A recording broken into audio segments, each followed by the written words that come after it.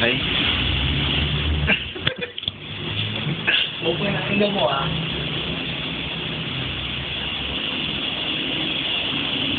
Kaya na? Kaya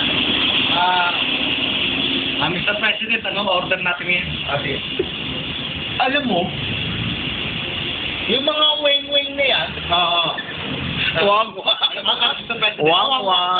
wang pala, patitigil ko yan.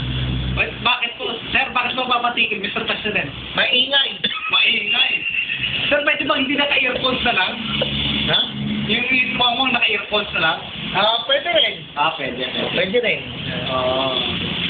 Sir, Alam mo, ganito.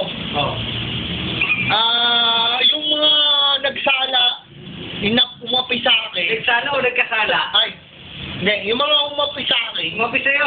Umapi sa akin. Tumampi. Yung mga... Sila nga, yung mga umapi sa akin, hindi ko patatawarin yan. Patatawarin hindi. Patatawarin. Hindi ko patatawarin yan. Yung mga nagkasala sa mga gobyerno, patatawarin ko yan. Kasi gagawin ko din naman yan. Sir, balita ko, papa-aircon mo robong Pilipinas.